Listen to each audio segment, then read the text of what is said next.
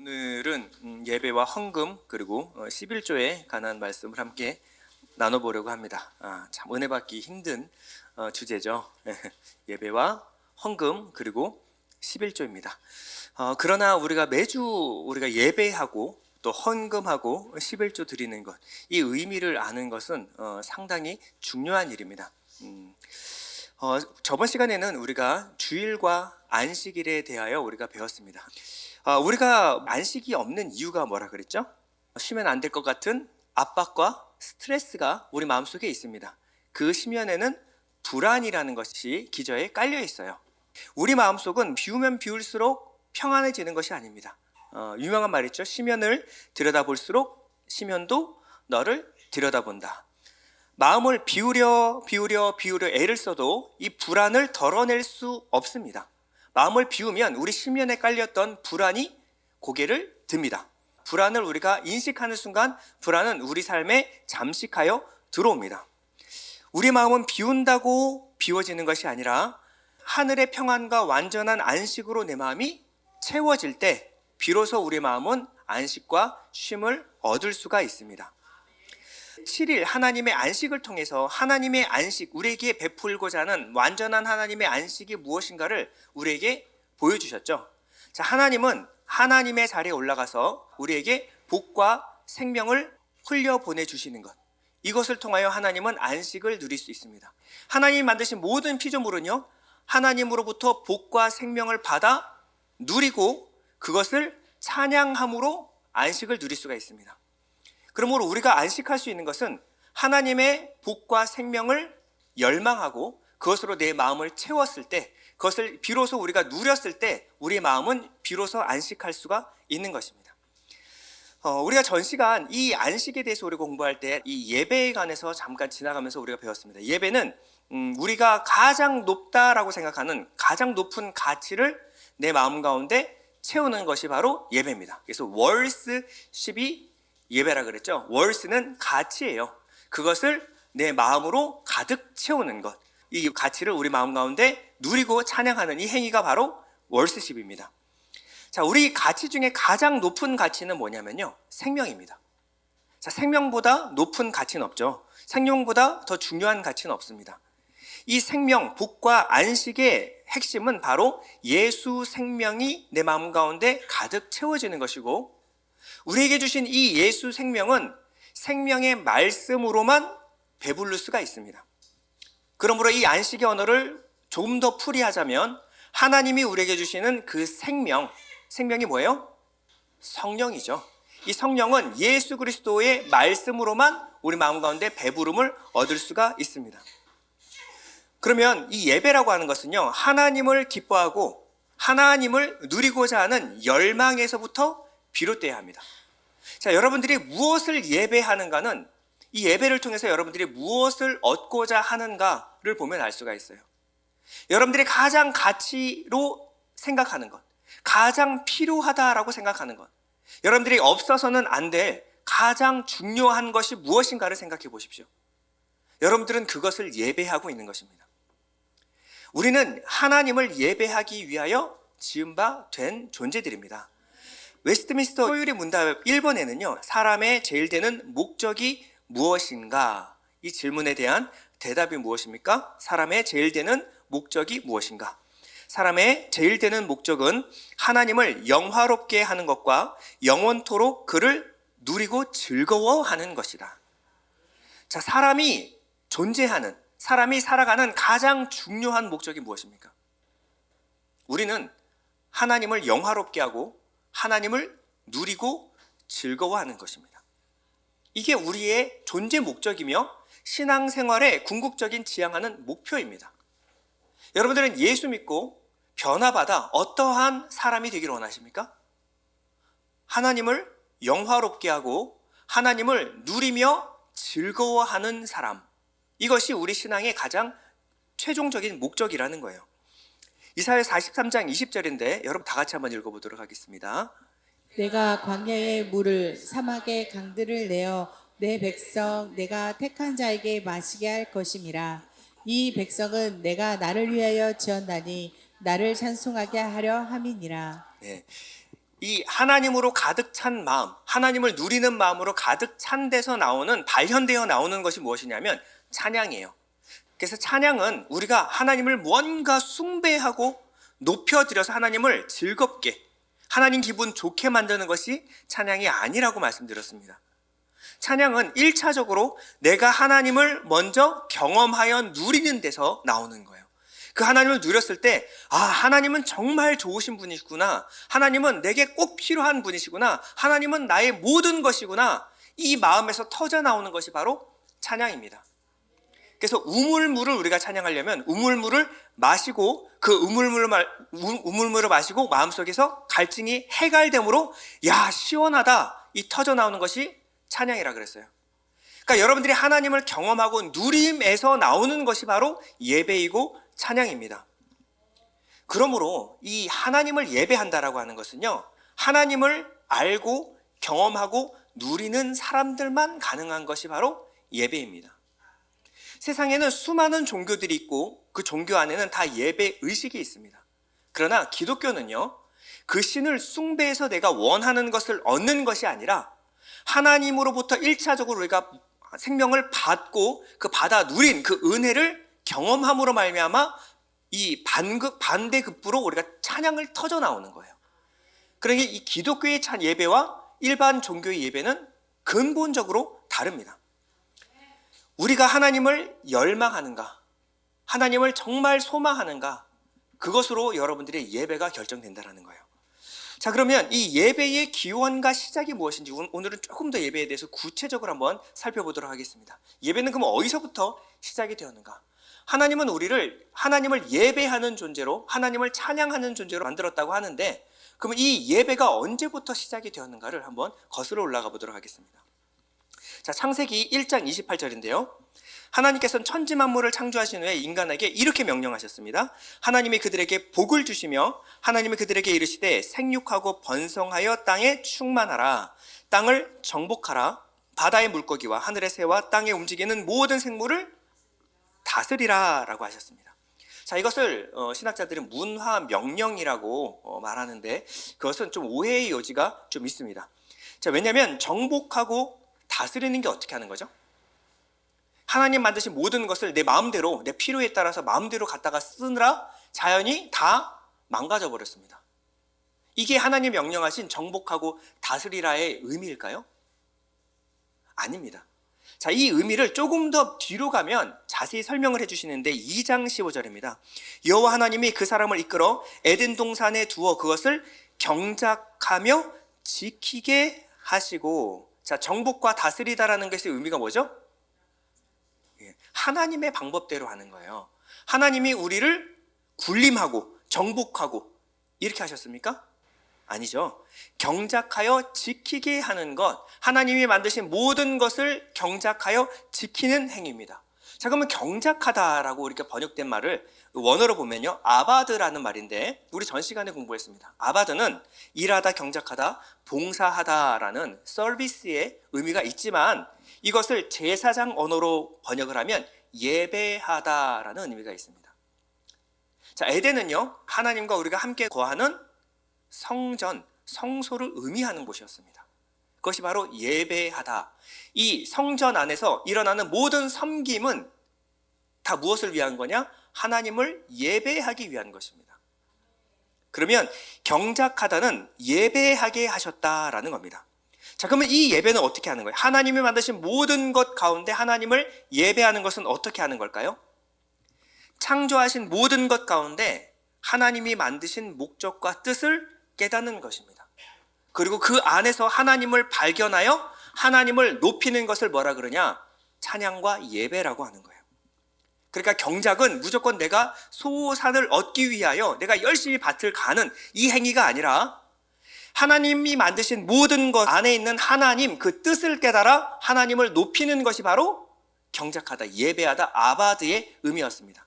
자, 이 의미를 좀 더 구체적으로 뒤에 19절에 보면 이렇게 설명을 합니다. 19절에 여호와 하나님이 흙으로 각종 들 짐승과 공중의 각종 새를 지으시고 아담이 무엇이라고 부르나 보시려고 그것들을 그에게로 이끌어 가시니 아담이 각 생물을 부르는 것이 곧 그의 이름이 되었더라. 자, 그러니까 결국 다스리라, 정복하고 다스리라고 하는 것은 경작의 의미고, 경작은 예배입니다. 자, 예배의 의미는 뭐예요? 하나님이 만드신 모든 것을 아담에게 이끌어 오셨어요. 뭘 보려고요? 무엇이라 부르는가 보려고 이름을 짓는 것이 아담의 일이었습니다. 이름은 그 존재의 본질과 속성을 한마디로 나타내는 것, 그 존재가 무엇을 의미하는지, 무엇을 목적으로 하여 하나님이 만드셨는가, 그 존재의 본질과 속성을 한마디로 나타내는 것이 바로 이름이었어요. 그럼 아담이 그 이름을 부여한다라고 하는 것은 이 존재는 하나님이 무엇을 위해, 왜 만드신 하나님의 뜻이 무엇인가를 세상 가운데 드러내는 것, 이것이 바로 이름을 짓는 행위였어요. 아담은요, 이 모든 것 안에 하나님의 영광을 볼 수 있는 존재였습니다. 또한 나아가서 고대의 이스라엘에 내가 누구에게 이름을 지어준다라고 하는 것은 소유권이나 종주권을 나타내는 행위였습니다. 이것은 누구의 것인가를 나타내는 행위가 바로 이름을 짓는 거였어요. 수많은 강아지들이 있지만 내 강아지에게 내가 이름을 지어주죠. 그러면 이 강아지는 내 강아지가 되는 겁니다. 여러분들이 어떤 물건이 샀어요. 그 물건에다가 여러분들이 이름을 기입하죠. 왜냐하면 이 소유권이 이제 내 것이 되었다라는 겁니다. 아담은요, 하나님 만드신 모든 것 가운데 무엇은 이름을 지었냐면 하나님의 것입니다. 하나님의 뜻대로 될지어다. 하나님 만드신 목적은 이것입니다. 이 목적대로 살아라. 이 의미에서 지어준 것이 바로 이름이라는 거예요. 그래서 아담이 하나님의 목적과 뜻을 먼저 알아야 돼요. 그리고 그 모든 만드신 피조물을 하나님의 소유로 올려드리는 것, 이것이 바로 아담이 만물에게 이름을 지어주는 행위였습니다. 자, 그러면 모든 피조물 속에서 하나님의 목적과 뜻을 아는 것을 뭐라 그러냐면 이것을 지혜라고 합니다. 그러니까 지혜의 왕 솔로몬이 무슨 물리학, 양자역학 이런 거 알았다라는 얘기가 아니라, 세상의 모든 지혜를 알았다는 것이 아니라 모든 만물 가운데 하나님이 행하신 일, 만물이 아니라 눈에 보이는 것, 그 이면에 보이는 하나님을 보고 하나님의 뜻을 발견하여 하나님을 높이는 지혜가 있었다. 이것이 바로 솔로몬의 지혜였다라는 거예요.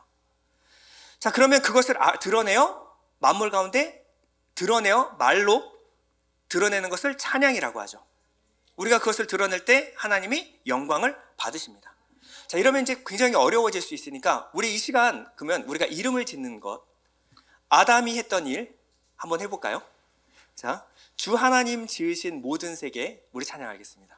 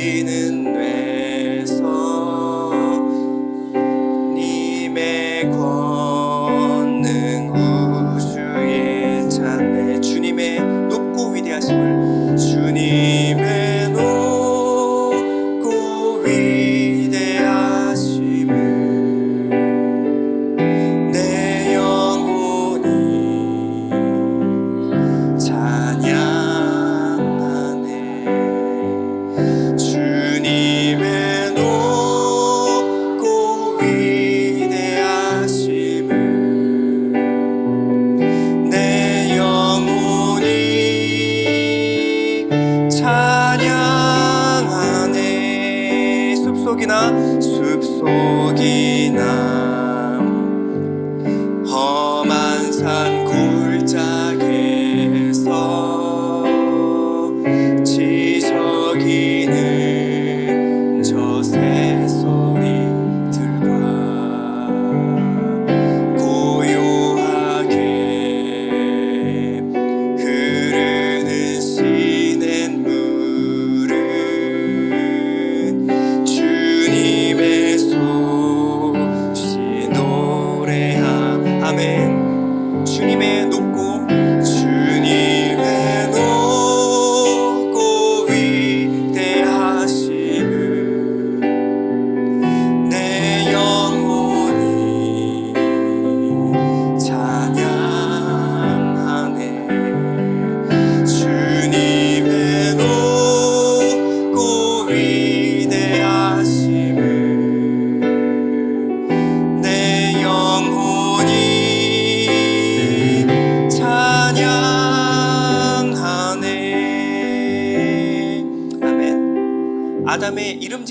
어딘가 모였는지 아시겠죠?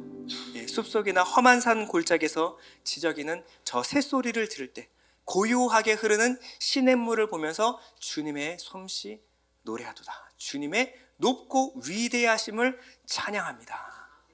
이것이 바로 아담이 했던 그 노동이었고, 이 노동은 저주가 아니었습니다. 최초의 하나님이 아담에게 맡기신 일은 저주가 아니었어요. 그러나 이것이 저주가 된 사건이 무엇이냐? 죄로 말미암아 하나님과 끊어져서 하나님의 복된 의미, 하나님의 뜻과 하나님의 작정 계획을 우리가 상실해버린 것입니다. 그리고 하나님의 복에서 끊어져서 내 열심과 노력으로만 내 삶이 영위가 되는 상태, 이 상태가 바로 저주인 거예요. 그때부터 우리의 노동은 나를 위한 것이 되어버렸습니다. 하나님 만드신 모든 것이 다 나를 위하여 사용되는 그런 것이 바로 저주의 시작이었어요. 창세기는 인간의 이 타락이 어디서부터 어떻게 시작됐는지를 자세하게 설명을 합니다. 하나님께서 여자를 창조하시고 그녀도 아담에게로 이끌어 오셨어요. 창세기 2장 22절에 보면 여호와 하나님이 아담에게서 취하신 그 갈빗대로 여자를 만드시고 그를 아담에게로 이끌어 오시니, 앞에서 보면 왜 이끌어 오셨어요? 무엇이라 이름 하나 보기 위하여. 자, 그 전에 아담은 이 모든 천지 만물을 통하여 무엇을 드러냈습니까? 하나님의 뜻과 계획, 하나님의 것이니 하나님의 뜻대로 될지어다. 그런데 23절에 보면요, 아담이 이르되 이는 내 뼈 중에 뼈요 살 중에 살이라. 이것을 남자에게서 취하였은즉 여자라 부르리라 하니라. 자, 여기서 우리는 인류 타락의 본질이 무엇인지를 알 수가 있습니다. 자, 여자의 이름을 짓는 일에 문제가 생겼어요. 이것은 나중에 교회와 그리스도의 관계로 이중적인 상징이 됩니다. 그러나 지금 이 창세기 2장의 지금 주요 관점은 뭐냐면 하나님 만드신 모든 것을 아담에게 이끌어 오셨어요. 무엇으로 이름 하나 짓나 보기 위하여. 이 모든 것을 통하여 아담은 하나님의 것입니다. 하나님의 뜻과 영광을 드러냈어요. 근데 여자만큼은 내 것입니다. 이 여자의 소유권을 주장한 거예요. 경작행위, 이름을 짓는 행위에 문제가 생긴 겁니다. 내 뼈 중에 뼈요, 내 살 중에 살입니다. 이 말을 쉽게 하면 내 겁니다. 다른 건 다 몰라도 그녀는 내 것입니다. 이름을 짓는데 여자라는 이름을 줬어요. 여자는 이샤라는 말인데 이 이샤는 from man, 메이시에서 나온 거예요. 그러니까 남자로부터 나온 겁니다. 출처와 근원, 기원이 어디서부터요? 남자, 세상의 남자는 아담밖에 없어요. 나로부터 나왔기 때문에 내 겁니다라는 겁니다. 자기 소유권을 주장한 거예요. 하나님 만드신 모든 것 중에 단 하나는 내 것입니다. 이것은 내 것입니다. 여기서부터 죄가 시작이 됐어요. 타락이 시작됐습니다.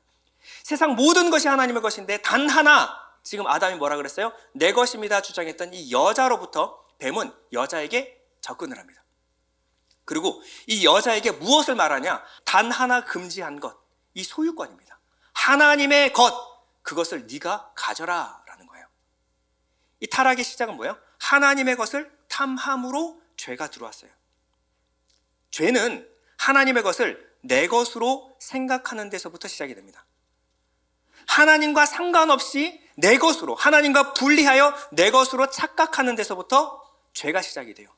그리고 그것이 지금 당장엔 아무것도 아닌 것 같지만 시간이 지나면 결국 그것이 나를 넘어뜨리는 죄가 됩니다. 여러분, 열심히 일하는 것도 중요합니다. 좋은 거예요. 열심과 수고는 좋은 겁니다.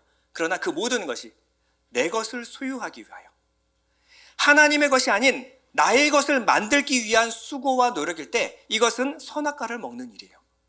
내게 주신 모든 것 가운데 하나님, 이것은 내 것입니다.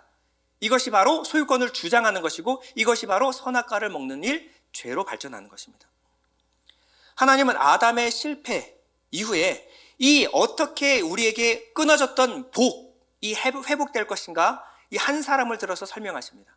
누구냐면 바로 아브라함입니다.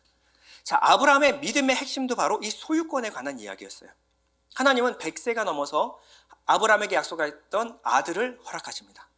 자, 100살 대 1살, 나이 차이가 아버지가 아니죠. 할아버지도 아니에요. 보통 증조 할아버지 정도 될 거예요. 여러분, 아들도 이쁜데 손자는 얼마나 이쁩니까? 근데 증손자는요, 야, 이거는 말로 다 할 수가 없어요. 너무 이쁜 거예요. 너무 이쁜 거예요. 그러니까 아브라함에게 이삭은요, 그냥 아들이 아니라 자기의 목숨이자 미래이자 뼈 중에 뼈요, 살 중에 살 같은 존재였습니다. 근데 하나님 뭐라 그러냐면 이 이삭을 내게 바쳐라. 이 이삭을 하나님 소유로 하자 라고 말씀하시는 거예요. 이삭을 하나님의 소유로 할지 네 소유로 할지 네가 정해라. 내게 바쳐라. 번제로 바쳐라. 근데 아브라함은 이에 대해서 명확하게 반응합니다. 주저하지 않고 이삭을 데리고 번제로 하나님께 드립니다. 하나님께서 이 시험을 주신 이유가 뭘까요? 이 시험을 주신 이유가 뭘까요? 아브라함에게 이삭이 귀하지 않았을까요? 너무나 귀했죠. 그런데 아브라함이 이 이삭, 내 뼈 중에 뼈, 살 중에 살 같은 이삭마저도 내 것이 아닙니다. 하나님으로부터 온 것입니다. 하나님의 것입니다. 라고 이 고백을 받길 원하셨어요. 하나님은 이삭을 바치려는 아브라함의 손을 잡으셨습니다. 그리고 이 시험을 주신 이유에 대해서 이렇게 설명하십니다. 창세기 22장 12절인데요. 사자가 이르시되 그 아이에게 내 손을 대지 말라. 그에게 아무 일도 하지 말라. 내가 내 아들 내 독자까지도 내게 아끼지 아니하였으니 내가 이제야 내가 하나님을 경외하는 줄 아노라. 자, 이 행위가 뭐냐면 하나님을 경외하는 것, 하나님을 경배하는 것, 하나님을 예배하는 행위다. 우리 예배는요, 내 가장 귀한 것, 내 뼈 중에 뼈, 살 중에 살, 아니 내 몸을 하나님의 기뻐하시는 거룩한 산 제물로 드리는 것입니다. 내 모든 삶 가운데 하나님의 것이 아닌 것은 단 하나도 없습니다. 이 모든 것은 하나님으로부터 왔고 내가 하나님께 드리는 것이 마땅합니다. 이 마음이 바로 하나님을 경외하는 것이고 이것이 바로 예배라고 하는 거예요. 히브리서 11장은요, 이 경외를 무엇으로 바꿔서 설명하냐면요, 17절입니다. 아브라함은 시험을 받을 때에 믿음으로 이삭을 드렸으니 그는 약속들을 받은 자로 돼 그 외아들을 드렸느니라. 그 외아들을 드린 행위를 뭐라 그러냐면 믿음으로 이삭을 드렸으니, 이것을 믿음이라고 하는 거예요. 자, 믿음이 뭡니까?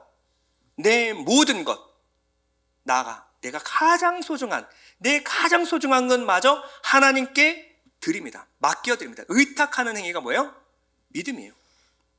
믿음은 내 부분이 아니라 내 전부를 하나님께 의탁하는 행위가 바로 믿음이라고 하는 거예요.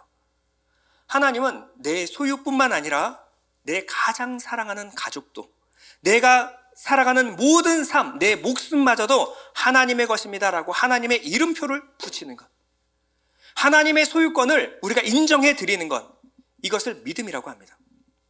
아브라함은 자신의 모든 것을 하나님 것으로 드렸어요.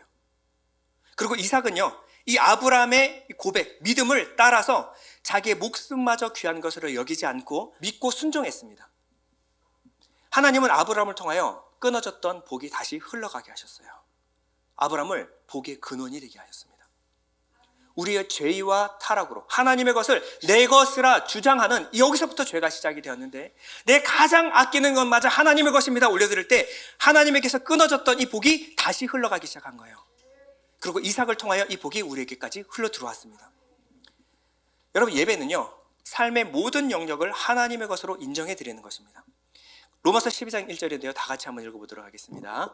시작. 그러므로 형제들아, 내가 하나님의 모든 자비하심으로 너희를 권하노니 너희의 몸을 하나님이 기뻐하시는 거룩한 산 제물로 드리라. 이는 너희가 드릴 영적 예배니라. 네, 우리가 하나님께 무엇을 드리는 행위가 예배냐? 우리의 모든 전 존재적인 삶을 하나님께 드리는 것, 이것이 바로 예배 행위입니다. 이럴 때 하나님은 잃었던 복을 우리에게 회복시켜 주시고 하늘의 것으로 우리의 마음을 가득 채워주신다라고 약속하신 거예요.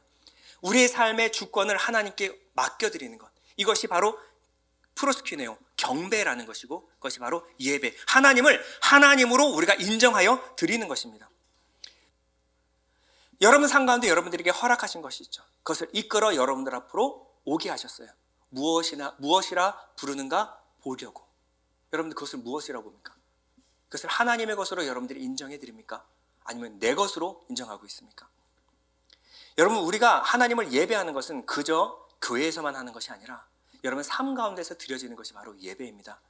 우리의 삶의 모든 영역에 하나님의 이름을 붙이는 것, 하나님의 이름으로 가득 채우는 삶이 바로 예배하는 삶입니다. 이 돈이라고 하는 것은요, 이 시간과 헌신, 수고의 대가로 얻은 거예요. 여러분, 이 돈은 여러분들의 시간과 헌신을 다 들여서 그 대가로 얻은 것입니다. 그 중에 10분의 1을 구별하여 하나님께 드리는 것은 1은 하나님의 것이고 9는 내 것입니다가 아니라 1을 드림으로 나머지 9, 아니 이 10 전체가 하나님의 것입니다라는 고백 행위예요. 신앙 고백의 행위입니다.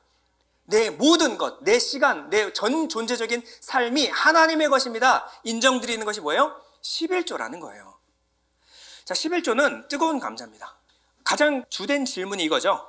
우린 모든 율법에서 자유함을 누리는데 왜 유독 율법으로 정해진 11조는 계속 드려야 합니까? 드리기 싫다는 거죠. 드리기 싫다는 거예요.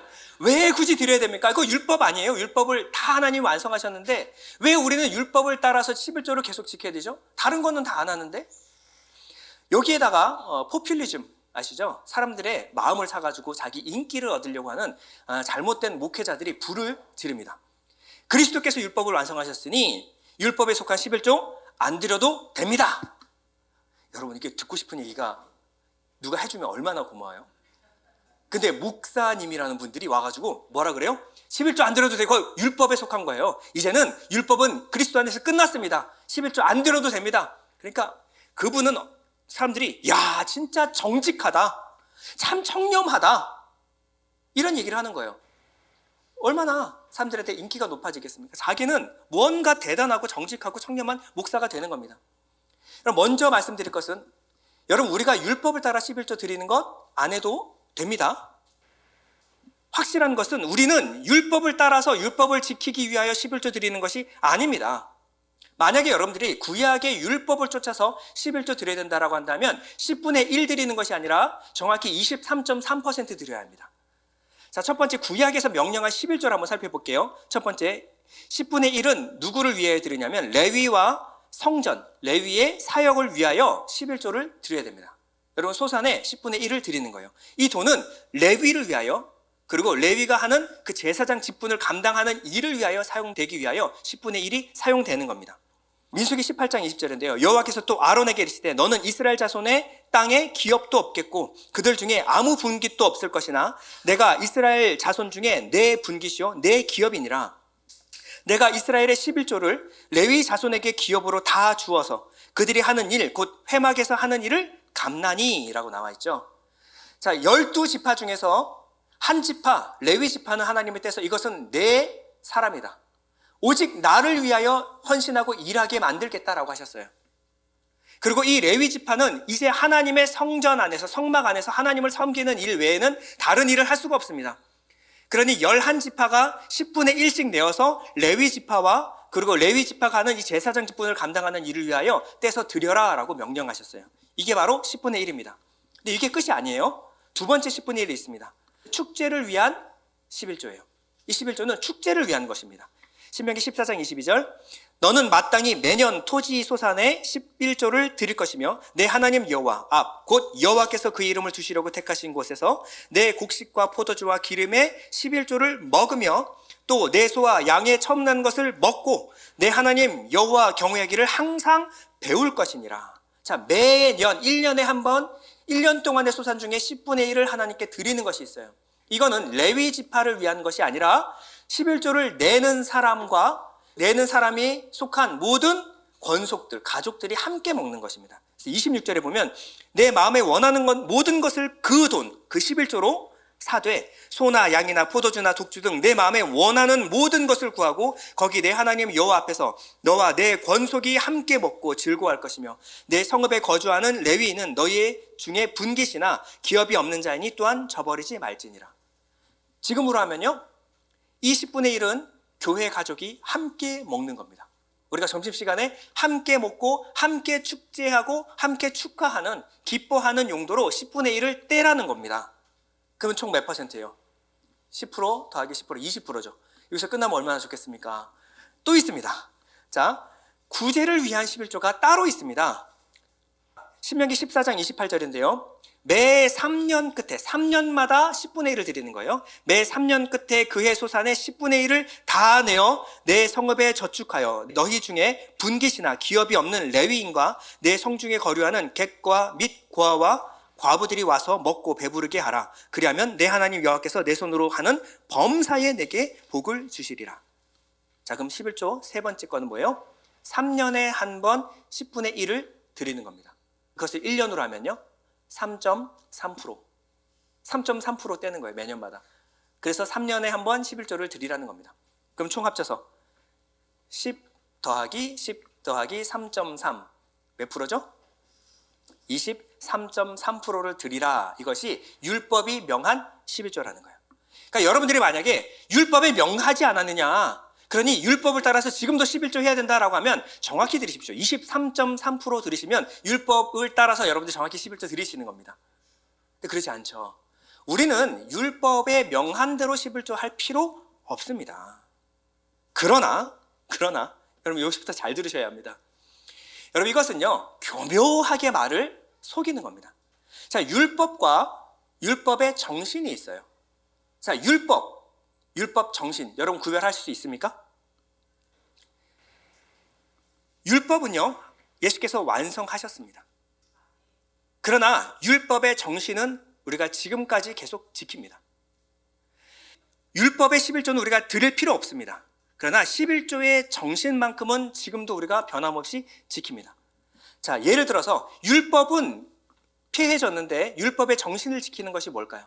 많이 있지만 대표적으로 주일 예배와 침례와 성찬을 들 수가 있습니다. 자, 주일 예배는 어디서부터 온 걸까요? 안식일에서 온 겁니다. 안식일에서. 우리는 구약의 안식일을 지키지 않습니다. 그것은 주님께서 완성하셨어요. 안식일의 주인이신 예수께서 안식일을 완성하셨습니다. 그러면 우리 예배 안 드립니까? 우리는 주일에 예배를 드리죠. 완성된 안식일의 의미를 기억하고 안식 후 첫날 예수님의 부활을 기념하며 주일날 예배를 드립니다. 이 주일 예배는요 우리의 부활 신앙이라고 하는 교회의 정체성과 신앙 고백과 맞물려 있는 겁니다. 그러니까 주일 예배는 중요한 거예요.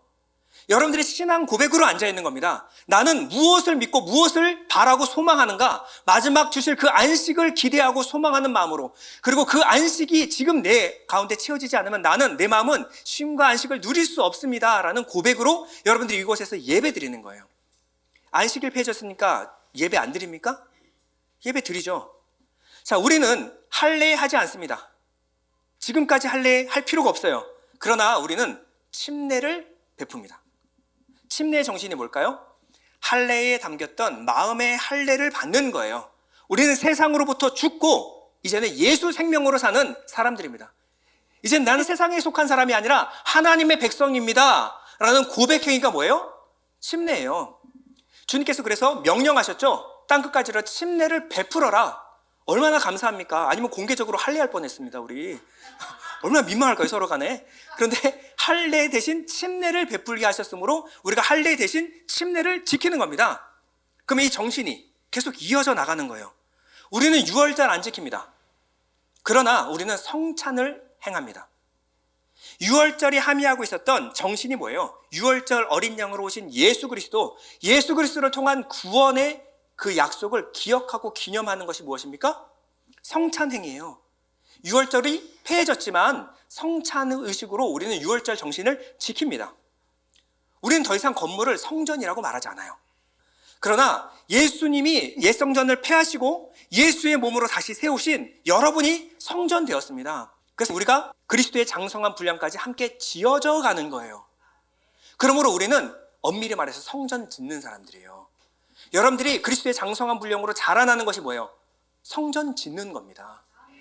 그러므로 성전은 폐해졌지만 교회의 공동체로서 우리는 성전의 의미를 같이 이어져 나가고 있는 겁니다. 그러니까 신약의 교회는요, 형식을 절대시하지는 않습니다. 그러나 형식을 절대 무시하지는 않습니다. 주일 예배와 침례와 11조 이것을 다 율법이라고 한다면 그 형식이 담고 있는 정신마저 무너져 내릴 가능성이 높습니다. 아무리 귀한 것, 안에 내용이 중요하지, 그러나 그 내용을 담을 그릇, 이 그릇이 없다면 이 내용물을 지켜낼 수가 없어요. 그 내용물을 빛나게 할 수가 없습니다. 그릇은 필요 없다, 내용물만 중요하다, 이것은 논리적인 궤변인 거예요. 예를 들어서 결혼의 핵심은 사랑입니다. 사랑해서 결혼하는 거예요. 사랑 없는 결혼식은 사기극입니다. 제일 중요한 건 사랑이에요.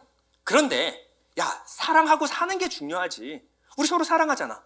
뭐하러 그렇게 형식적인 결혼 따져가면서 결혼하니? 그런 거 우리 서로 믿으면 되는 거 아니야? 사기입니다. 속지 마십시오. 진짜 사랑하면 왜 결혼을 못합니까? 캥기는 게 있는 거죠. 사랑하되 그만큼은 또 아니라는 얘기예요.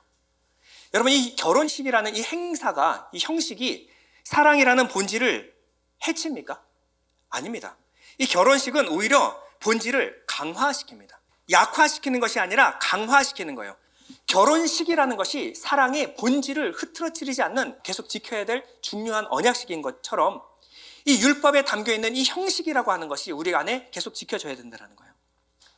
좋습니다. 알겠어요. 그러면 딴 건 주일, 안식일 다 알겠어요. 근데 11조는 10분의 1을 왜 우리가 드려야 합니까? 11조의 정신과 의미는 도대체 무엇입니까? 이걸 알아야 되겠죠. 자, 우리가 이 논쟁을 할 때 사람들이 걸고 넘어지는 것이 율법을 완성하셨으니까 율법을 따라 지키지 않아도 된다. 계속 여기에요. 근데 11조는 언제 시작이 됐죠?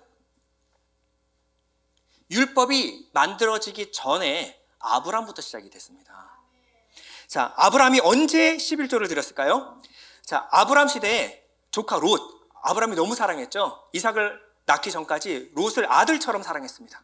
근데 이 롯이 소돔에 살았어요. 근데 소돔 왕이 동방원정대에게 멸망당함으로 이 롯이 포로로 끌려갔습니다. 자, 이 동방원정대라고 하는 이 4개국 연합 원정군은요, 강력한 군대였습니다.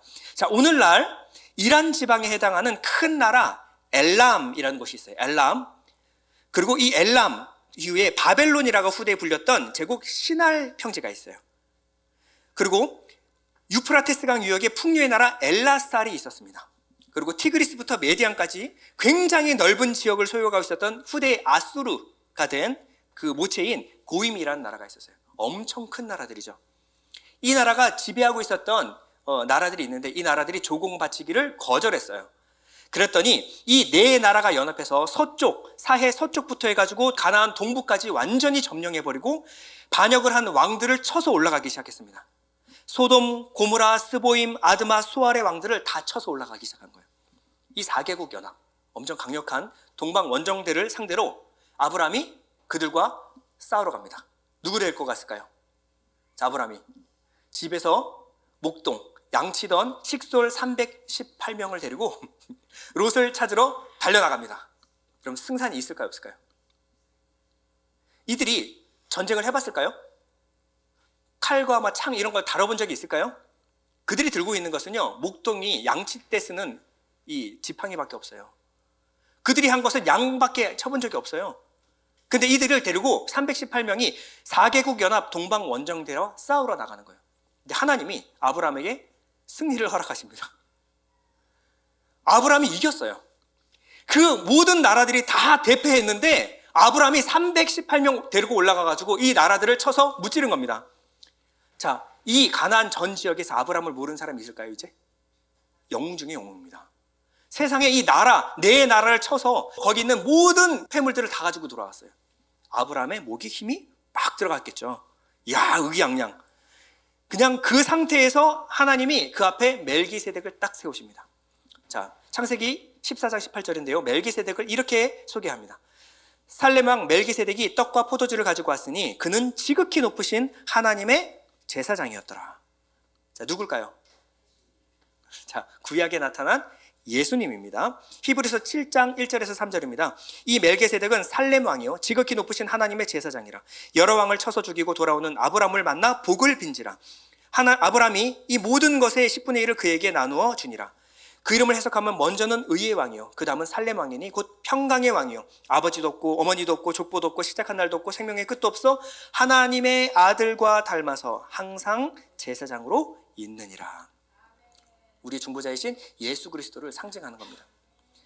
자, 이 멜기세덱이 아브라함 앞에 나와서 무엇을 말하냐면 이 모든 전쟁의 승리는 누구의 것이다? 하나님이 하신 것이다. 그러니 목에 힘 풀어, 눈 힘 풀어, 정신 똑바로 차려. 이 모든 승리는 하나님이 하신 거야. 그러니 하나님께 영광을 돌려라. 이때 드린 것이 바로 11조예요. 율법에 제정하기 전에 이 11조의 정신이 무엇입니까? 내가 한 모든 일, 모든 승리는 하나님이 하신 것입니다. 하나님 홀로 영광 받아 주시옵소서. 이것이 바로 11조 정신이었어요. 아브람뿐만 아니라 야곱도 하나님께 11조를 서원하죠. 창세기 28장 20절에 보면요, 야곱이 서원하여 이르되 하나님이 나와 함께 계셔서 내가 가는 이 길에서 나를 지키시고 먹을 떡과 입을 옷을 주시어 내가 평안히 아버지 집으로 돌아오게 하시면 여호와께서 나의 하나님이 되실 것이요 내가 기둥으로 세운 이 돌이 하나님의 집이 될 것이요 하나님께서 내게 주신 모든 것에서 10분의 1을 내가 반드시 하나님께 드리겠나이다. 자, 이때의 의미가 뭐예요? 이 모든 것이 다 하나님의 하신 것으로 내가 인정하여 하나님께 올려드리겠습니다. 이게 바로 11조 정신이라는 거예요. 그러니까 11조는요, 율법 이전에 있었고 11조의 의미는 뭐냐면 내가 가진 모든 것, 아니 내가 한 모든 것이 하나님이 하셨습니다라는 올려드리는 신앙 고백의 의미였다라는 거예요. 그러니까 법이 아니라 신앙 고백이었다라는 겁니다. 이 아브라함을 갈대아 우르에서 불러내시고 아브라함의 후손 야곱을 통하여 이스라엘이라 이름을 바꾸시고 12지파를 통하여 이스라엘 민족을 만드신 다음에 하나님이 이스라엘과 맺으신 언약이 뭡니까? 11조 언약입니다. 언제 맺었어요? 가나안 들어가기 전에. 이제 너희가 가나안으로 들어갈 텐데 가나안에서 일어나는 모든 소산 10분의 1을 내게 바쳐라. 왜요? 그 전에 너희가 애굽에서 발로 물대던 땅에 네 힘과 노력으로 일했던 그것이 아니라 이른 비와 늦은 비를 내려서 너희가 소산이 있게 할 것이다. 그러나 너희는 분명히 알아라. 하늘에서 만나를 내려주셨던 하나님께서 이른 비와 늦은 비를 내려주심으로 말미암아 너희가 여기까지 있는 거야. 그러니 이 모든 것은 하나님이 하신 것이다. 올려드려야 된다. 인정해야 된다. 이것이 바로 11조 언약이었다라는 거예요. 이 11조는요, 모든 것이 하나님의 은혜입니다 라고 올려드리는 반복적인 신앙 고백의 행위입니다. 자, 그러면 정리해보면요, 구약시대와 오늘 신약시대를 살아가는 우리가 있습니다. 자, 구약시대에 이스라엘이 있었어요. 이스라엘에는 하나님을 중심으로 한 신정 국가가 있었다면 지금은요, 교회라는 가족 공동체가 있습니다. 형태는 바뀌었어요. 그러나 존재합니까? 존재하지 않습니까? 존재합니다. 여러분들은 영적 이스라엘인 거예요. 두 번째, 구약에 예배하기 위하여 성전이 있었고 이 성전, 회당, 가정교회가 필요했다면 지금 예배하기 위하여 뭐가 필요합니까? 교회 건물이 필요합니다. 이것은 하나님을 예배하기 위하여 우리가 지은 것이에요. 그러면 예전에 구약에 성전이 필요했고 성전에 보수할 금액이 재정이 필요했다면 지금 교회 건물이 필요하고 교회 건물에 필요한 재정이 필요할까요? 안 필요할까요? 필요합니다. 구약시대에 레위인이 있었습니다. 레위인은요, 자기의 삶의 모든 것 중에 하나님을 위하여 섬기겠습니다라고 하나님이 기름 부어 세우신 자들입니다. 이 사람을 통하여 하나님이 백성이 하나님을 예배하도록 헌신하고 돕는 일을 하는 것이 바로 레위인이었어요. 그러면 신약시대엔 누가 있습니까? 네, 목사님, 전도사님을 비롯한 사역자들이 있는 거예요. 이 사역자들이 예배를 위하여 헌신하기 때문에 우리가 편하게 앉아서 예배할 수 있고 예배를 통해 하나님의 진리의 말씀을 듣고 깨달을 수가 있는 겁니다. 그러면 구약에는 예배해야 됐고 신약에는 예배할 필요가 없어졌습니까? 여러분, 예배 안 해도 됩니까? 하나님? 예배해야 합니다. 구약에 예배한 그것과 마찬가지로 신약은 똑같이 우리가 하나님을 예배해야 합니다. 하나님을 예배하기 위하여 건물과 사역자들이 필요합니다. 구약의 이 건물과 사역자들을 위해서 우리가 11조를 드렸다면 지금 이 건물과 사역자들을 위해서 11조가 필요합니까? 안 필요합니까? 필요합니다. 예수님도 이렇게 말씀하셨어요. 마태복음 10장 9절에서 10절인데요. 너희 전대에 금이나 은이나 동을 가지지 말고, 자, 전도하기 위하여, 하나님의 말씀 전하기 위하여 제자들을 파송하는데 예수님이 이 말씀하십니다. 너희 전대에 금이나 은이나 동을 가지지 말고 여행을 위하여 배낭이나 두버롯이나 신이나 지팡이를 가지지 말라. 이는 일꾼이 자기의 먹을 것 받는 것이 마땅하다. 말씀 전하는 사람이 말씀 듣는 자에게 그 먹을 것을 받는 것이 마땅하다. 그러니 너희들 그런 거 챙겨가지 마라 라고 말하는 거예요. 사도행전 6장에 보면요, 사도들이 말씀과 기도에 전념하겠다. 그리고 나머지 교회의 나머지 사람들이 이 목회자가 말씀과 기도에 전념하도록 생활비를 제공하는 내용들이 나옵니다. 사도 바울도 이렇게 얘기합니다. 디모데 전서 5장 18절, 여러분 다 같이 한번 읽어보겠습니다. 시작. 성경에 일렀으되 곡식을 밟아 떠는 소의 입에 망을 씌우지 말라 하였고 또 일꾼이 그 삭슬 받는 것은 마땅하다 하였느니라.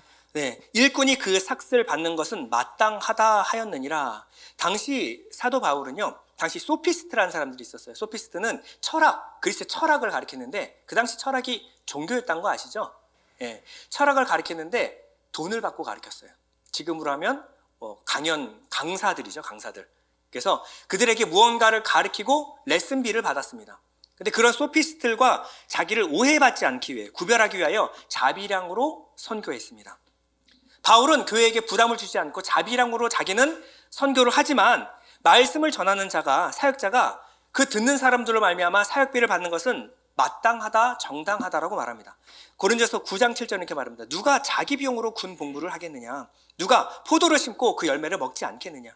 누가 양떼를 기르고 그 양떼의 젖을 먹지 않겠느냐? 내가 사람의 예대로 이것을 말하느냐? 율법도 이것을 말하지 아니하느냐? 우리 율법 살펴봤죠? 13절입니다. 성전의 일을 하는 이들은 성전에서 나눈 것을 먹으며 제단에서 섬기는 이들은 제단과 함께 나누는 것을 너희가 알지 못하느냐? 참 구약의 정신이 신약에 이어집니까? 안 이어집니까? 이어지죠. 구약의 율법은 폐하셨지만 율법에서 명하신 이 하나님을 위하여 섬기는 자들을 위하여 함께 먹어라 라고 하는 것이 사도 바울도 이렇게 인정하고 있는 거예요. 여러분, 이 유튜브나 이런 데를 보면요, 사람들에게 조회수를 올리고 자기가 듣고 싶은 얘기를 해주는 사람들이 있어요. 근데 그 사람들이 한국 교회의 현실을 모르고 한국 교회를 무너뜨리고 있습니다. 이제 우리 그 분당 지방회에서 목사님들 중에서 목회만으로 말씀과 기도에 전념하기 힘든 목사님들이 태반입니다. 커피 팔러 나가셔야 되고요, 알바하셔야 됩니다, 택배하셔야 돼요. 말씀 준비는요, 그거 일 다 하고 남는 시간에 하는 겁니다. 그러면 성도들에게 양질의 말씀을 먹일 수 있을까요? 불가능해요. 불가능해요. 여러분, 유튜브에 있는 이 목회자들은 자기의 인기를 얻기 위하여 지금 한국 교회를 무너뜨리고 있다는 것을 아셔야 되는 거예요. 교회가 하는 일을 전혀 고려하지 않고 11조 폐지를 외치는 것은 굉장히 위험한 행위입니다. 11조의 첫 번째 목적은요, 주님을 위해 헌신한 사역자들과 이 교회 사역이 유지케 되는 거예요. 그러나 분명히 아셔야 될 것은 11조는 교회와 목회자를 위한 것이 아닙니다. 이게 또 무슨 말일까요? 잘 생각해 보십시오. 여러분, 이 교회 건물이 목사 겁니까? 목사 거예요?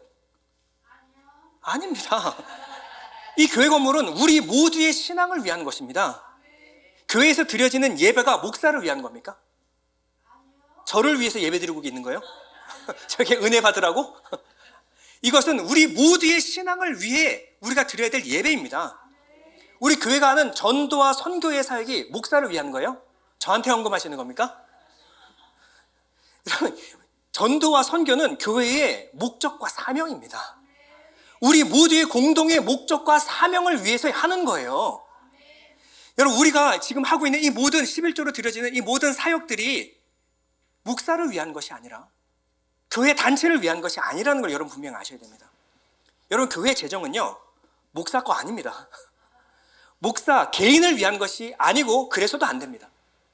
문제는 교회 목사님들이 이 11조와 교회 재정을 자기 것으로 마음대로 쓰니까 문제가 터진 것은 저도 인정합니다. 회개해야 합니다. 그렇기에 우리 교회처럼 모든 교회는 재정은 분명하고 투명하게 운영되어야 합니다. 이것은 개인의 목사의 어떤 욕망과 필요에 의해서 사용되면 안 되는 거예요. 여러분들이 드린 11조는 반드시 교회와 교회 사역을 위해 사용되어야 됩니다. 그러나 이 11조는요, 목사와 교회가 갖다 바치는 거 아닙니다. 이것은 우리 모두의 신앙과 우리 모두 교회의 목적과 사명을 위해서 필요한 것이라는 거예요. 우리는 이 모든 11조의 근본이 어디서부터 와야 되는가? 우리가 이 예배를 통하여 하늘의 복과 안식을 누리고자 하는 열망이 있는가? 여러분, 만약에 이 예배를 통해서 여러분 마음에 쉼과 안식, 하나님의 진리의 말씀으로 내 마음을 채우고자 하는 열망이 없다면 해산하십시오. 필요 없습니다. 필요 없어요. 누가 왜 이 일을 위하여 헌신합니까? 여러분 가운데 아무도 예배에 대하여 목마름이 없고 열망이 없고 하나님에 대해서 열망이 없는데 뭐하러 앉아 있는 거예요? 만약에 이게 없다면 저도 여러분도 그거 할 필요 없습니다. 그러나 우리가 만약에 하나님이 없으면 안 되고 하나님으로 내 마음을 채우는 것, 이것이 모든 가치보다 우선이 된다라고 한다면 여러분 11조 드려야 됩니다. 이 11조로 말미암아 교회의 사역이 계속 되어지도록 여러분들이 함께 동참해야 합니다. 거듭난 그리스도인이라고 한다면 내 영혼에 필요한 말씀, 예배에 대한 목마름이 왜 없습니까? 그 진리로 양질의 말씀으로 내 마음을 채우고자 하는 마음이 왜 없습니까? 여러분 삶 가운데 그것을 우선순위로 하여 가장 월스십, 가장 우선적인 가치로 두는 일이 왜 일어나지 않습니까? 여러분 11조를 드릴 때 올바로 알고 드리십시오. 그리고 11조를 우리가 운영하는 데 있어서 올바로 알고 운영해야 합니다. 그러나 11조에 대해 오해는 풀고 가야 합니다. 11조 드리면 사업 잘 된다. 11조 드리면 자식이 잘 된다. 부적 하나 씁니까? 이런 맹목적인 맹신으로 드리는 11조는 하지 않으셔도 됩니다.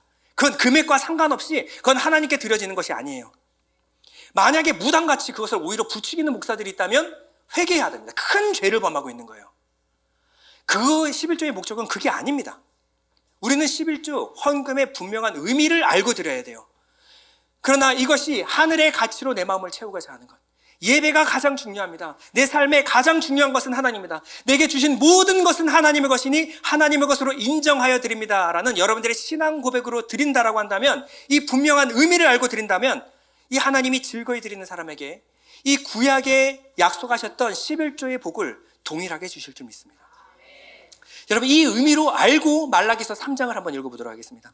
만군의 여호와가 이르노라, 너희의 온전한 11조, 의미를 분명히 알고 그 의미로 드리는, 신앙 고백적으로 드리는 이 온전한 11조를 창고에 들여 나의 집에 양식이 있게 하고 그것으로 나를 시험하여 내가 무슨 문을 열고, 하늘 문을 열고 너에게 하나님에게서 끊어졌던 그 복, 생명을 쌓을 곳이 없도록 붙지 아니하나 보라.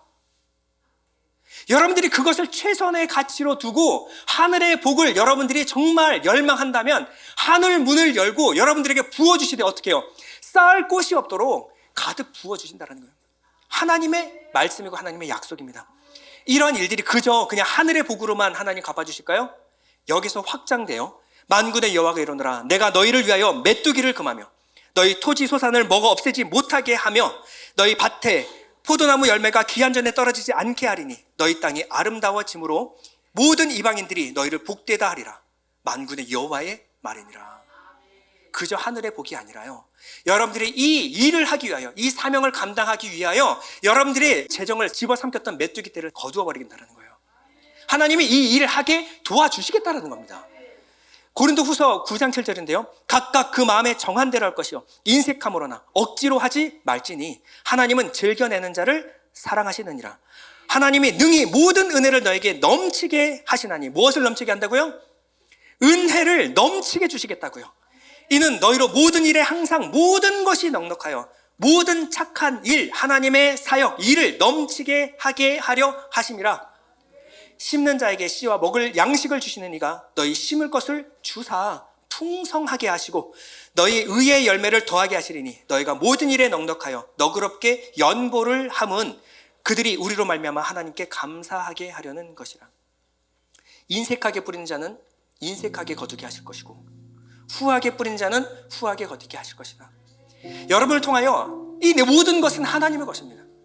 내 모든 삶을 통하여 하나님의 영광이 드러나기를 원합니다. 교회를 통하여 하나님의 위대한 사역이 계속 되어지길 소망합니다. 이 마음으로 여러분들이 드리는 11조를 여러분 드린다면요, 하나님 어떻게 갚아주신다고요? 너희가 심는 대로 내가 거두어 주실 거다. 이 심는 것이 떨어지지 않도록 이 심을 것을 주사 풍성하게 해주실 것이다. 너희 연보가 넘치게 해주실 것이다. 여러분 11조가 무엇을 위해 내가 심는가, 무슨 의미로 심는가가 중요한 것입니다. 그리고 그렇게 심는 자에게 하늘의 복을 주시고 또 이 땅의 복까지 함께 겸하여 주신다고 하나님이 약속하여 주셨어요. 이 원칙 또한 변함없는 것입니다. 정리하겠습니다. 여러분 11조는요, 우리가 율법을 지키기 위해 드리는 거 아닙니다. 11조는 그 11조에 담긴 신앙 고백적인 의미로 우리가 드리는 거예요. 하나님, 내 몸을 하나님이 기뻐하시는 거룩한 산 제물로 드립니다. 내 모든 삶은 다 하나님의 것입니다.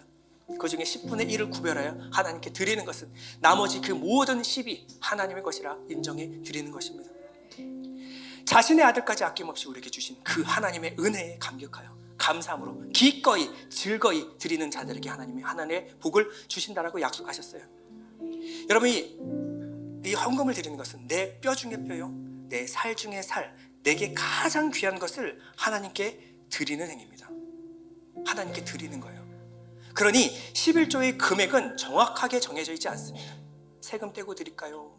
운영 뭐 다 하고 드릴까요? 여러분, 그렇게 인색하게 드리지 마십시오. 금액은 정해진 게 아니에요. 그러나 확실한 것은 여러분들의 뼈 중에 뼈, 살 중에 살을 끊어서 드리는 거예요. 아파야 합니다. 하나님께 드리는 것은 2,000원, 3,000원 내 돈에 있으나 마나 한 거 그냥 하나님께 드리는 거예요. 하나님 그지입니까? 여러분, 하나님 그런 돈 없어도 하나님의 일은 다 되어집니다. 드리지 마십시오. 그렇게 드리는 거 그냥 드리지 마십시오. 집에 가서 그냥 아이스크림 하나 사 드세요. 하나님 그지 아닙니다. 여러분들의 신앙적인 고백을 받으시고 여러분들에게 하늘의 복을 부어주시기 위하여 여러분들에게 드리라고 하신 거예요. 그러면 여러분들을 드릴 때마다 아파야 돼요. 하나님, 내가 가장 귀한 것을 하나님께 드립니다. 이 고백을 하나님께서 받으시겠다라는 거예요. 그러니 여러분들의 수고와 아픔으로 드리십시오. 하나님께서 그 마음을 보신다라는 거예요. 돈이 아니라 나는 하나님 말씀으로 삽니다. 하나님, 이 돈 없으면 세상에서 나 이만큼 가난해질 거예요. 그러나 하나님, 하나님으로 부하기를 원합니다. 나는 하나님 은혜로 삽니다. 나는 하나님으로 삽니다. 세상에서 좀 가난해져도 하나님 있으면 괜찮습니다. 이것이 여러분들의 예배이고 헌금이고 11조입니다. 오늘 본문 한 번 더 읽고 기도하겠습니다. 7절에서 8절인데요. 각각 그 마음에 정한 대로 할 것이요 인색함으로나 억지로 하지 말지니 하나님은 즐겨내는 자를 사랑하시느니라. 하나님이 능히 모든 은혜를 너에게 넘치게 하시나니 이는 너희로 모든 일에 항상 모든 것이 넉넉하여 모든 착한 일을 넘치게 하려 하심이라. 우리 잠시 눈을 감겠습니다. 지금 우리가 기도할 때 하나님, 말로만 하나님 믿습니다. 말로만 내 인생은 하나님의 것입니다 고백드려야 것이 아니라 하나님, 내가 신앙 고백으로 결단하기 원합니다. 내 삶의 주인은 하나님이십니다. 하나님께 드리겠습니다. 하나님의 일을 위하여 드리겠습니다. 하나님을 위하여 살겠습니다. 우리 잠시 기도하겠습니다.